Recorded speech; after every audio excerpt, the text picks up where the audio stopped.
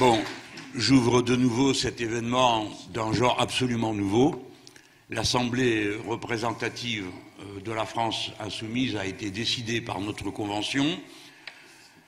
On peut s'interroger, bien sûr, sur la valeur, la qualité de ce que nous faisons. Peut-on imaginer faire représenter par 300 personnes 580 000 signataires? Il le faut bien. Nous sommes dans une composition strictement paritaire. Ça, ce sont des choses avec lesquelles on a l'habitude de traiter, des objectifs qu'on connaît, mais ce mécanisme de la représentation par un tirage au sort massif est nouveau. Et il ne faut pas qu'on en fasse un dogme non plus. Il faut donc qu'on laisse le temps travailler, nous montrer ce qui va, ce qui ne va pas, ce qu'on doit corriger. La forme du mouvement restera évolutive et pour ma part, croyez bien que j'y veillerai. Je sais quelles sont les forces immenses qui nous tirent vers un retour à des formes plus conventionnelles. Y a plein de gens qui aimeraient qu'on refonctionne comme un parti.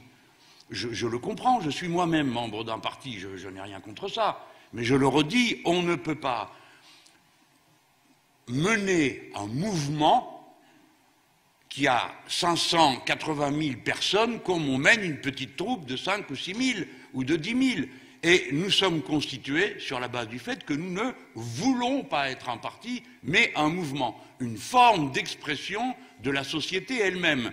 Et ce point de vue qui peut paraître abstrait dans un instant, je vais y revenir pour parler de la période particulière que nous sommes en train de traverser, dans laquelle nous devons pleinement assumer cette façon de regarder notre rapport à la société. Ce n'est pas un rapport de commandement, ce n'est pas un rapport d'avant-garde éclairé. Nous sommes des éclaireurs qui montrons et nous sommes des déclencheurs qui parfois aidons à ce que des processus se nouent dans la société elle-même, pas à partir de nous. C'est compliqué, des fois c'est un peu abstrait, mais je vous demande à tous, mes amis, avec l'autorité de la figure tutélaire du fondateur, oui, puis bon, le temps qui passe, ça finit par se voir sur moi aussi, bon, de toujours avoir à l'esprit que nous parlons pour une masse de Français qui nous écoutent. Donc ne rabougrissons pas nos points de vue, nos pratiques, à ceux qui pouvaient être d'autres choses qui ont été utiles dans d'autres moments. J'ai dit notre nombre, mais rappelez-vous que ce sont 7 millions de personnes qui ont voté avec nous à l'élection présidentielle. Presque 20% du total de la société française.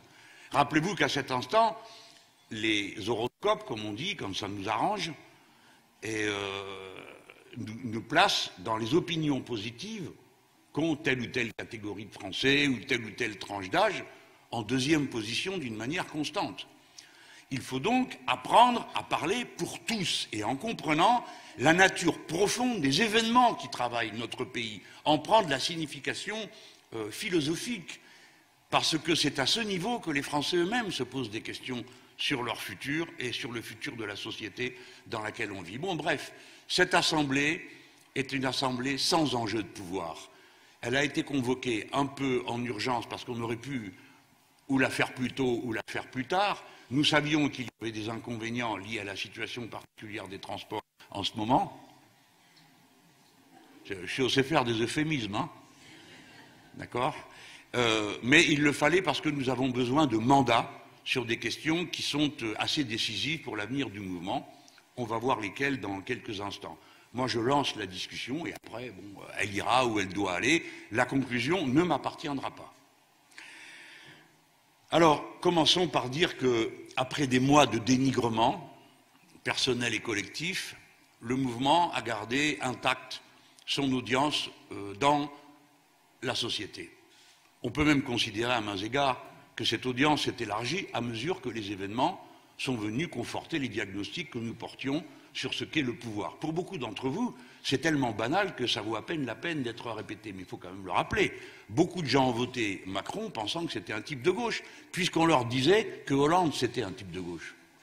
Donc, comme l'autre avait travaillé avec Hollande, bon, en gros, et c'est cette ambiguïté-là qui est en train de se dénouer. Et la masse de la société française comprend que c'est le président des riches, que c'est un type qui a une mentalité particulière, de libéral, qui pense que la France est une start-up. Je ne sais pas quelle idée il se fait des start-up, à mon avis, il ne doit pas en connaître tant que ça, Parce que moi, je connais beaucoup de gens qui travaillent dans des start-up, je vous garantis que ça n'a rien à voir avec l'image qu'il s'en fait lui. Hein. C'est pas vrai que parce qu'on est dans une start-up, on considère que devenir milliardaire est moral. Bon. Et dans ces conditions, une ambiguïté est en train de se dénouer. Mais elle se dénoue sous le fouet d'événements énormes. La France est entrée en tempête. C'est ce que vous voyez. Mais il faut en comprendre la signification profonde. Ce n'est pas seulement une tempête d'addition catégorielle, de revendications qui viendraient de différents secteurs et qui finiraient par créer un climat d'ambiance. Non, la motivation de départ de la plupart de nos compatriotes est le regard qu'ils portent sur la société elle-même. C'est-à-dire sur le fait qu'ils sont en train de voir naître un monde du chacun pour soi, où il n'y a plus de solidarité collective, où les valeurs qui sont célébrées sont considérées par la majorité d'entre nous, et la totalité dans cette salle, comme des valeurs immorales. S'enrichir et devenir milliardaire, ici, n'est pas considéré comme un progrès humain, personnel, ni collectif. Nous considérons que c'est immoral. Nous considérons qu'abandonner les autres à ce qu'ils peuvent se procurer par leur seul portefeuille est immoral. Nous croyons à la solidarité, nous croyons à la coopération, nous ne croyons pas au chacun pour soi. Nous n'invitons pas chacun à prendre les dispositions qui lui garantissent le mieux pour lui-même sans se préoccuper de ce qui l'entoure. Les gens comprennent ça. Et d'ailleurs, dans la bataille qu'ont engagée les cheminots, vous observerez que les cheminots, en permanence, parlent de services publics, d'intérêt général. Ils ne viennent pas simplement vous dire, écoutez, voilà pourquoi nous avons des raisons de penser que notre statut est plus protecteur et que notre vie est dure au travail. Car la vie des cheminots est dure au travail. Et il n'y a que les grands bourgeois et ceux qui ne connaissent rien à la vie concrète des gens au travail qui peuvent croire autre chose à propos du statut et de la vie quotidienne des cheminots, pour ne prendre que l'exemple des cheminots. Les questions que se posent les gens sont des questions amples qui concernent le mode de vie, qui concerne la forme que prend le monde. Et les gens ont une conscience aiguë que ceux qui dirigent au nom de leur intérêt particulier, au nom d'une toute petite caste de gens, ceux-là sont incapables de penser les grands problèmes que le nombre, que le peuple, lui, a compris. Et il comprend qu'un phénomène extraordinaire est en train de se dérouler, c'est que la crise écologique, la crise de l'écosystème va tellement plus vite que nos capacités d'adaptation pour y faire face sont totalement débordées. D'ores et déjà, la situation de l'extinction massive dans la biodiversité, la situation de l'eau et de l'accès à l'eau dans tous les peuples du monde, la destruction des qualités arables de la terre, la modification du climat, tout ça est en route et personne ne fait rien à l'échelle à laquelle ça devrait être fait. Mais ce dont vous êtes certain, c'est que ceux qui vous proposent de régler leurs problèmes individuellement et par la conjonction des intérêts particuliers, sont fondamentalement incapables de faire face à cette situation. Ça, les gens le comprennent, le sentent, et pour eux, c'est ça qui est en cause. Alors ça nous fait une belle jambe de savoir qu'il y a maintenant 88 milliardaires en France, au lieu qu'il y en avait 20 avant. Alors on nous dit, vous n'êtes pas... Moi, on m'a posé la question, hein, dans une émission, sérieusement, on m'a dit, c'est pas mal ça, non? Ben non, ça augmente le nombre de voyous, et ça augmente le nombre de pauvres gens. Il n'y a pas d'accumulation de la richesse sans appauvrissement des autres, là. Hein. C'est le même gâteau qu'on se partage. Les uns prennent tout, les autres n'ont rien. C'est ça la logique de l'enrichissement de quelques-uns. Mais en attendant, c'est elle qui domine la société. Et pendant qu'elle domine, ce que ne sait pas M. Macron, ce que ne savent aucun de ceux qui l'entourent dans ce gouvernement, ce que ne savent pratiquement aucun de leurs députés, c'est que le recul des services publics, le recul de l'État, a commencé un processus de carmondisation dans la 5e puissance du monde. Hier, j'étais dans le quartier Herbel à Marseille. Mes amis, quand vous ouvrez le robinet, depuis 11 ans, l'eau qui coule est une eau jaune, parce que personne ne fait rien et que les pauvres ont été abandonnés à rester entre eux. Les pauvres qui se donnent du mal, qui travaillent, qui élèvent leurs enfants et qui vivent dans des cités pourries qu'on a abandonnées. Et ces gens attrapent par cette flotte la légionellose. Le croyez-vous? Eh bien, c'est ça, ce que j'ai vu hier, mais que vous voyez aussi dans vos quartiers, que vous voyez dans vos campagnes, où il n'y a plus de public, où il n'y a plus de poste, où il n'y a plus d'école, où il n'y a plus d'hôpital. Voilà ce que j'appelle la carmondisation. C'est la pauvreté qui s'enferme et qui se mure, qui souffre en silence, tandis que les grands se gobergent et donnent des leçons à tout le reste du peuple en les traitant de privilégiés. Voilà ce dont nous ne voulons plus et dont nous sommes la clameur incessante que rien ne fera jamais taire dans ce pays.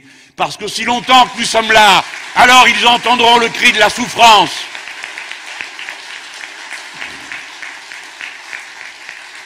La carmondisation du pays est le résultat d'une direction politique du pays au service des riches. Les riches ne rapportent rien à la patrie commune. C'est l'effort, le travail, le don de soi, le dévouement, la société où l'on avance, non pas parce qu'on est un héritier, mais parce qu'on a conquis sa position au mérite, par son talent, parce qu'on est capable d'apporter aux autres, pas à soi. Voilà les valeurs que nous mettons en avant et que nous vivons en commun avec les fonctionnaires et avec tous les agents des services publics.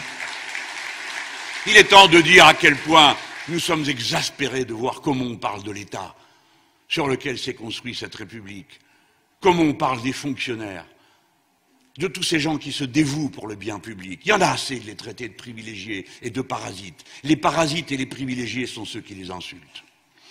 Alors, dans cette France qui entre en tempête, avec cette lame de fond qui vient de la profondeur de ce que chacun a appris dans sa vie, des valeurs qu'il a reçues, de celles qu'il entretient par sa pratique professionnelle, de la perception qu'il a de l'intérêt du monde. Voilà pourquoi la France est dans une tempête qui vient des profondeurs. Et c'est elle qu'il s'agit d'aider à s'affirmer, à s'exprimer dans un projet positif, dans une vision de l'avant. De sorte que la France en tempête vient de produire, est en train de produire, d'ores et déjà, un mai 68 perlé.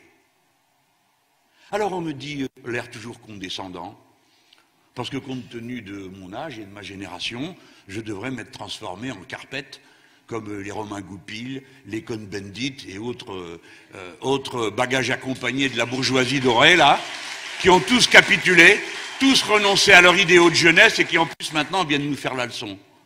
Eh bien non. Et alors quand on me dit « Ah, vous voulez un mai 68 ?» Bah ouais. Oui, ça ne me déplairait pas, pour être honnête. Ça me ferait plutôt bien, et je crois que ça ferait du bien à ce pays. Parce que ça lui remettrait un centre de gravité où la question sociale reviendrait au centre. Et ce pays est prêt à le faire. Vous savez, il y a un instant, je viens de vous décrire la carmondisation comme le recul de l'État. Mais ce que je décris est très concret.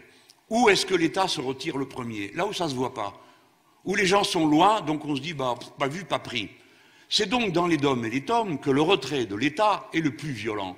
Et que donc la société est renvoyée à une situation où on lui demande tout simplement de se débrouiller avec rien, ou en tout cas avec moins qu'avant, et où donc la société se décompose. Et quand je dis la société, je veux dire le sentiment d'appartenance à une république commune. Et je trouve admirable la façon avec laquelle le peuple se prend en main dans de telles situations. Vous voyez ce qui s'est passé en Guyane, qui reste un modèle pour nous. Vous vous souvenez que pendant la campagne présidentielle, j'avais lu la lettre des Guyanais. Je crois que c'était au meeting de Rennes. Eh bien, en Guyane, la société tout entière s'est emparée de ces problèmes et elle a mis au point une sorte de programme commun pour tous les habitants, dans une société qui avait tendance à se décomposer en catégories, suivant les derniers arrivés, suivant l'endroit où vous êtes, à distance ou non de la route, puisqu'il n'y a pas de chemin de fer. Et cette société s'est dotée de ce programme qui s'appelle Avenir Guyane, on va l'appeler comme ça. Hein? Oui, Guyane, enfin bref, un programme commun. Et vous savez qui est-ce qui nous a permis de l'écrire, ce programme? Eh bien, la bêtise du gouvernement. Parce qu'ils se sont dit, je vais les diviser. Donc, ils les ont reçus catégorie par catégorie. Et à chaque fois, les gens disaient leurs revendications, ils s'entendaient, on signait, et à la fin, vous avez un programme qui concerne absolument tout le monde. J'adresse donc un salut très fraternel, amical, chaleureux, cordial à nos insoumis de Guyane et au candidat David Riemann, qui a porté si haut nos couleurs, et à notre camarade Samantha, qui est là aujourd'hui de cette magnifique équipe, qui est une incarnation de la société guyanaise. Et moi, c'est ce que je dis, je demande aux insoumis, si vous me permettez de demander quelque chose, incarnez la société, soyez la société, pensez-la dans sa globalité, et pas seulement par un angle. Mettez en avant tout ce qui peut permettre de fédérer et de rassembler. J'y viens maintenant, puisqu'on m'a demandé d'être aussi bref que possible, ce qui parfois est dans mes moyens, notamment à l'Assemblée nationale, où on me demande de m'exprimer en 2 minutes. J'ai amélioré mon temps, au Parlement européen, c'était 1. Nous sommes donc dans un mouvement social, un mai 68 perlé, dont nous espérons qu'il vienne à s'élargir et à approfondir son impact dans la société. Nous devons donc nous mettre entièrement au service de cet approfondissement. Nous devons entendre les particularités des moments politiques et sociaux. On ne peut pas raisonner en toutes circonstances avec les mêmes mots, les mêmes pensées. Non, la situation n'est pas la même aujourd'hui que ce qu'elle était en septembre de l'année passée, où, après avoir mené la bataille parlementaire en plein été contre la destruction du Code du travail, nous étions obligés de jeter au feu tout le bois dont nous disposions pour pouvoir essayer d'allumer la flamme. Et c'est alors qu'on avait appelé par nous-mêmes, France Insoumise, à une marche dont nous voulions qu'elle cristallise la possibilité pour toute la société de manifester qu'elle était contre la destruction du Code du travail. Mais on n'est pas du tout dans la même situation aujourd'hui. À l'inverse, les organisations syndicales dans de nombreux secteurs, et je pense en particulier à la fonction publique, où est en train de se mettre en place le plus grand plan social de l'histoire de France, avec 120 000 suppressions d'emplois. Eh bien, dans ces secteurs, on voit, fonction publique et autres, des masses considérables de personnes se mettre en mouvement. Notre devoir est de respecter la façon avec laquelle ce mouvement se construit. Et les syndicats se sont lancés, pour ceux qui sont dans la lutte, dans une opération assez frontale où des intérêts économiques considérables sont heurtés. Et ils ont raison de nous dire que les puissants, les importants, ne comprennent que ça. À partir du moment où ils perdent de l'argent, ils commencent à se poser des problèmes. Donc les syndicats ont raison de vouloir élargir la base sur laquelle ils travaillent, tant en entente intersyndicale qu'en faisant entrer dans le combat des catégories qui hésitent ou qui se demandent par quelle porte entrer dans le combat. J'espère que je suis assez clair. Respecter la forme particulière de cette énergie, la manière avec laquelle elle se répand dans la société, est la tâche numéro 1 des insoumis, pas de plaquer des formules. Alors je le dis tout de suite, j'ai bien compris la tactique de nos ennemis, et en particulier du parti médiatique, dont j'observe qu'il est entré dans les préoccupations de ceux qui sont en action. Par exemple, vous ne l'avez pas su, mais il y a eu une manifestation CGT au pied d'une des chaînes d'information en continu. Bon, vous ne l'avez pas vu, mais ça existait. Vous avez vu que les étudiants de Montpellier, les étudiants de Toulouse sont allés à la Dépêche du Midi pour obtenir ce qu'ils n'obtenaient pas, à savoir la publication de leur communiqué. Et puis il y a aussi ceux de Lille qui ont fait pareil. Je crois que le peuple comprend qu'il y a là un problème, que ce qui normalement devrait être un outil d'information est devenu un outil de bourrage de crâne. Vous avez tous vu cette incroyable campagne contre les cheminots. Alors maintenant, ils commencent à se mordre les doigts parce que, comme l'opinion leur est favorable, ils commencent un peu à rétro-pédaler. Je le dis parce que tout ça aussi nous montre quel doit être notre travail. Moi, je n'ai pas rencontré dans la rue un seul militant, La République En Marche, ou un seul militant, Les Républicains, ou un seul militant, Front National, en train d'expliquer aux gens, à la porte des gares, pourquoi il fallait aller s'engueuler avec les grévistes. Il n'y en a pas. Par contre, chaque fois que j'allume la télé, chaque fois que j'ouvre la radio, chaque fois que j'ouvre un journal, là oui, il y a des arguments contre les grévistes. Alors, il faut qu'on en tienne compte. Notre principal travail est de fortifier l'union entre les usagers du service public et les travailleurs qui sont en action. J'ai dit usagers, eux ils disent clients, hein, sauf les jours de grève. Là ils disent ah oui mais c'est les usagers, mais le reste du temps c'est des clients. Non, les usagers. Notre tâche est de fortifier cette liaison et de respecter les dynamiques. Nous avons des situations différentes qui partent du terrain. Notre devoir est de nous mettre au service de ces situations. Je dis à ceux qui essayent d'inventer je ne sais quelle action souterraine de la France insoumise qu'ils se trompent totalement. Nous ne menons aucune action souterraine. Toutes nos actions sont publiques. Quand nous voulons appeler à une marche, nous le faisons. On demande la permission à personne, en général, ça nous est reproché. Et puis on dit, ben voilà, on va faire ceci et cela. Donc si on ne le fait pas, c'est parce qu'on a décidé de ne pas le faire. On a décidé de procéder autrement. Le mouvement La France Insoumise, en tant qu'organe collectif, en tant que réseau, se met au service des mobilisations telles que les gens décident de les organiser eux-mêmes, pas nous, eux. Ainsi, il faut distinguer pour respecter. La situation de Montpellier, où nous avons le 14 avril un appel à manifester par des universités. Ne faisons pas dire aux gens ce qu'ils n'ont pas dit. Mais ce n'est pas du tout la même situation que nous avons, par exemple, à Marseille. À Marseille, Encore une fois, j'ai lu dans le journal que j'ai réuni tout le monde, mais c'est absolument faux, je n'ai réuni personne. Je me suis réuni avec d'autres. J'ai été invité. J'ai été invité par la CGT, l'Union départementale CGT, qui organise le 14 avril, voulait organiser une marche. Et il s'est trouvé que le syndicat Sud Solidaire aussi y a appelé. Et il s'est trouvé que la FSU aussi y a appelé, ainsi que 14 ou 15 autres organisations. Nous sommes donc à Marseille en présence d'un front du peuple qui fédère de la manière la plus large possible. C'est tellement vrai qu'on n'a pas de mot d'ordre commun. Alors nous c'est Stop Macron, d'autres c'est Stop Macron, d'autres c'est Empêchons-les. Enfin bon, chacun y va avec sa façon de voir. Et on a un texte de 3 ou 4 lignes. On n'a pas besoin de texte, on n'a pas besoin de slogan, c'est ce qu'on fait là. Vous comprenez? Nous sommes donc en train de faire une démonstration de ce que pourrait être le front du peuple à Marseille. Et je vous invite, si vous le pouvez, si vous êtes dans la région, si vos pas vous portent de ce côté-là, ce jour-là, à venir renforcer nos rangs, de manière à ce qu'on voit le 14 avril qu'il y a une alternative, l'opposition populaire progressiste, l'opposition populaire humaniste, qu'elle existe, qu'elle est nombreuse, qu'elle est forte, qu'elle est capable de se fédérer. Et j'ajoute que, comme j'ai vu je ne sais combien de fois, non seulement que c'était moi qui organisais tout ça, c'est pas vrai, mais d'autres fois on m'invente des querelles. Alors du coup ça donne la possibilité à tout le monde de manifester, ce qui permet d'exister des fois.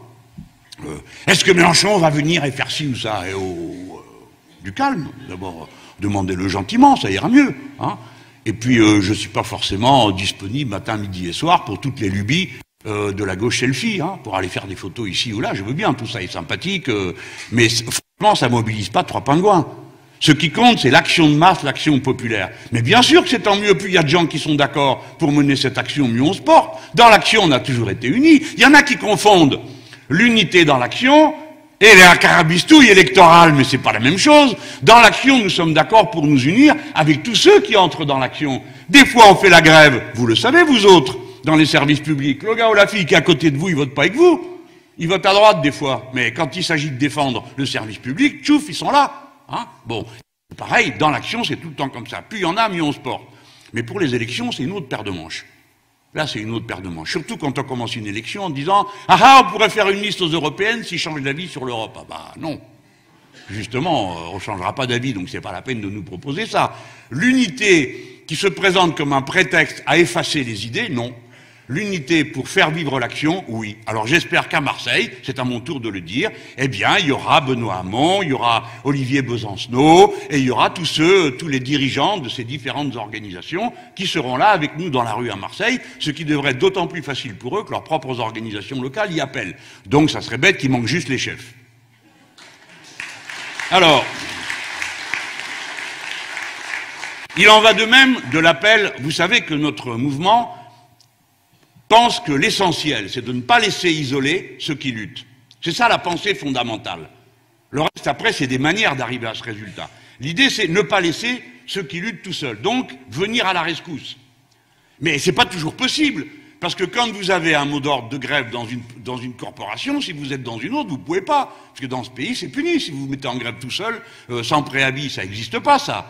Il n'y a que les bourgeois et les petits bourgeois qui croient ça. Mais non. Donc, quelles occasions trouver? C'est comme ça qu'on est venu à parler d'une marche. Parce qu'on avait fait la même chose le 23 septembre. Ça ne veut pas dire qu'on est devenus des fanatiques de la marche comme réponse à tout problème.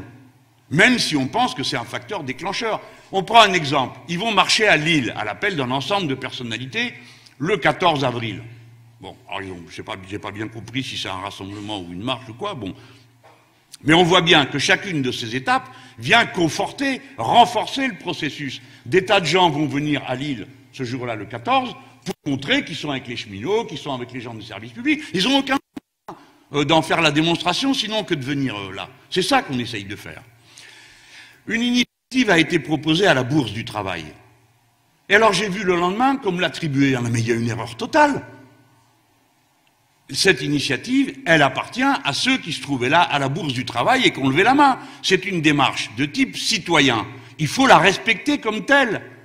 La France insoumise ne s'approprie pas le 5 mai, la marche du 5 mai. Il faut en attribuer la totale responsabilité et organisation à ceux qui se trouvaient là ce jour-là et au comité qui anime toute cette affaire. Quant à nous, la France insoumise, qu'est-ce qu'on va faire? Eh bien, on va faire ce qu'on sait faire, comme on a toujours fait. On va créer des groupes d'action qui vont préparer cette marche, si vous êtes d'accord aujourd'hui parce que vous le votez, et qu'avant on en aura. Tant qu'on n'a pas voté, c'est pas notre décision. Si vous en êtes d'accord aujourd'hui, si c'est ça que vous décidez, alors partout dans toute la France, on demandera aux copains et aux copines de préparer ça, essentiellement à 1h aux alentours de Paris. Mes amis, j'essaye de parler avec le ton le plus fluide possible, pas seulement pour arriver à ma conclusion, mais parce que je ne voudrais pas dramatiser inutilement. Mais j'ai la conviction profonde que quelque chose est en train de bouger dans le pays, de quelque chose qui bouge en profondeur et qui peut produire des événements tout à fait inouïs. Le peuple français a une chance, nous avoir. Oui, mes amis, il y a bien d'autres pays d'Europe où ce que nous sommes comme culture, comme famille, n'existe plus ou n'est plus organisé. C'est le cas de nos malheureux amis italiens. Je ne prends qu'eux parce que c'est le peuple voisin et le peuple frère, et qui évidemment est condamné, voué à des Berlusconi, qui à un coup passe pour un voyou, le lendemain est célébré par toute la presse comme une issue européenne, et par des formations politiques d'extrême droite qui sont là et occupent tout le devant de la scène. Notre peuple dispose de cet outil précieux qu'est la France insoumise, qu'il ne faut pas rabougrir, qu'il ne faut pas réduire. Mais nous sommes engagés dans une bataille plus grande que celle de notre pays. La vérité, c'est que M. Macron n'a pas inventé une ligne de son programme, un mot de ce qu'il propose. Tout ce qu'il fait, tout ce qu'il organise, tout ce qu'il dit, et il l'assume, sont des copier-coller de la feuille de route de la Commission européenne. La réforme de la SNCF ne vient pas de surgir de leur esprit. Elle n'a d'ailleurs aucune finalité rationnelle. Personne ne peut croire que le train va mieux marcher après qu'il soit passé dessus qu'avant. Ce n'est pas vrai. Au contraire, les expériences de tous les pays d'Europe montrent le contraire, montrent que ça marche moins bien après, plus mal après. Mais ils ont réussi à bourrer le crâne des gens, et certains hésitent sur le sujet. Mais je crois qu'en profondeur, la société a compris que quand on privatise un service public, ça marche moins bien après qu'avant. Les gens commencent à comprendre en profondeur que c'est un pillage que la privatisation que prépare cette disposition. Mais le plan Macron sur la SNCF, ce n'est rien d'autre que ce qu'ils ont appelé le 4e paquet ferroviaire que j'ai vu passer au Parlement européen et contre lequel j'ai voté avec mon camarade Younous Omarjee, qui est ici là devant nous et qui a été classé, j'en profite pour vous le dire, meilleur député européen de l'année, France Insoumise. C'est le 4e paquet ferroviaire. Écoutez-moi bien, mes amis, la réforme institutionnelle qui met en cause une nouvelle fois la nature de la République dans laquelle nous vivons, où on agit d'une manière démagogique, irresponsable, de la méfiance, voire même du dégoût à l'égard des élus et des parlementaires, moyennant la manière de mettre en scène ici ou là une faute qui aurait été commise par l'un ou par l'autre. On va réduire le nombre de parlementaires. Eh bien, que quelqu'un nous dise en quoi ça va améliorer la démocratie de réduire le nombre de gens qui représentent le peuple. Ah oui, il nous restera l'unique satisfaction d'avoir plus de députés par habitant en France qu'en Russie. Mais pour le reste, tous les autres maintenant sont devant nous. Quelle est la rationalité d'une telle mesure? Je vais vous le dire. C'est que pendant que vous vous exciterez, je ne dis pas vous, à dire qu'il y a trop de parlementaires, vous ne regarderez pas le reste du texte. Et dans le reste du texte, il est dit que le pouvoir d'amendement, qui est considéré comme une des bases de la démocratie parlementaire, ne sera plus un droit personnel de chaque député représentant du peuple, mais sera un droit collectif. Il y a un groupe qui fait que quand vous êtes un grand groupe, vous pouvez déposer beaucoup d'amendements, vous êtes un petit groupe, un petit nombre d'amendements. Mais quand vous êtes un grand groupe, c'est que vous êtes majoritaire. Donc vous n'avez pas besoin de faire d'amendements, vu que c'est le gouvernement qui gouverne. Tout ceci est une énorme ruse pour détourner l'attention de ce fait que le pouvoir d'amendement ne sera plus personnel et que donc quelque chose de la substance même de la démocratie va être perdu. Et pendant que j'y suis, je vais vous dire le plus terrible, c'est que, à la faveur de cette agitation, ils ont glissé dans leur texte des choses incroyables, comme le droit de faire la loi à niveau local. Sous couleur d'expérimentation, d'adaptation au niveau local des législations, exactement comme dorénavant le Code du travail, mais en négociation le Code du travail et le droit du travail dans chaque entreprise, vous aurez la mise en discussion au niveau des localités, des départements ou de toutes les structures de collectivités locales de la loi. C'est la fin de la République une et indivisible, parce que une et indivisible, ça ne veut pas dire l'unité et l'indivisibilité par les frontières, ça l'inclut, mais ça veut dire c'est l'unité et l'indivisibilité de la communauté légale.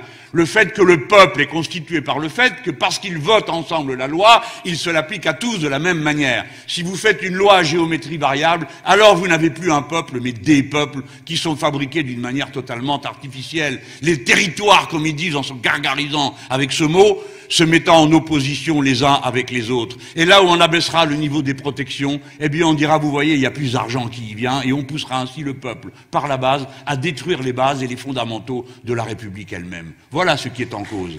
Expliquez-moi comment des législations locales vont vous permettre de faire face à la crise écologique, et on sera bien content ensuite de l'appliquer si c'était le cas. Vous savez bien que ce n'est pas possible. Voilà ce qui est en cause. Et quand j'ai dit que la totalité des déclinés de la Commission européenne, que ce que nous sommes en train de vivre en ce moment dans la grève des cheminots, c'est le début de la campagne des élections européennes. Et il faut que les gens le comprennent. Parce que derrière tout ça, ils ont un bulletin de vote. Et ce bulletin de vote, ils l'auront dans un an. Et ce sera un référendum pour ou contre continuer cette abominable destruction de l'État, de la République et des fondamentaux de notre vie en commun. Le dire, ce n'est pas être anti-européen, faut-il le répéter. C'est au contraire vivre fondamentalement l'internationalisme qui nous anime. C'est-à-dire que ce que nous mettons en avant, nous, c'est ce que nous avons en commun avec les autres peuples. La demande de protection sociale, la demande d'école, la demande de transport public, la demande de soins pour l'écosystème. Ça, nous le pensons tous, que l'on soit danois, que l'on soit allemand, que l'on soit français, espagnol, portugais. Et nous, c'est à ça qu'on s'attache, à cette communauté de destin. Tandis que sont de pauvres petits serviteurs sans imagination, sans conscience, d'une utopie destructrice qui s'appelle le libéralisme. La politique qui se pratique en Europe est celle qui convient au gouvernement de droite allemand de Madame Merkel. Et quand je dis allemand, je veux bien retirer l'adjectif, si vous me trouvez comment on fait un adjectif, avec Merkel et droite. Oui, le gouvernement de droite.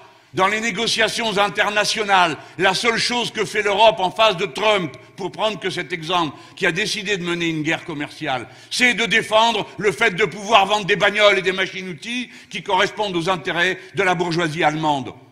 Voilà la vérité. Dans le contact avec les pays d'Amérique latine, de Mercosur, l'Europe ne défend strictement rien et a sacrifié sa propre agriculture au profit d'une agriculture productiviste, chimique et tout ce que vous voulez, pour qu'on maintienne le droit de vendre des voitures et des machines-outils au Brésil et à l'Argentine. Autrement dit, l'Europe dans laquelle nous sommes inclus, ça n'est pas l'Europe d'un partenariat, comme ces gens se le racontent, avec un romantisme à 2 balles sur le couple franco-allemand.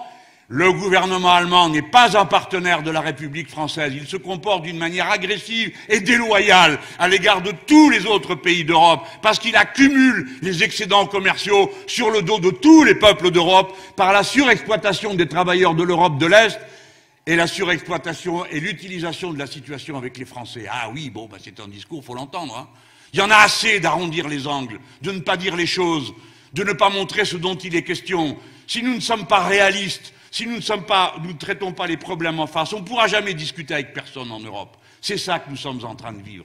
Nous ne voulons pas faire l'Europe en défaisant la France.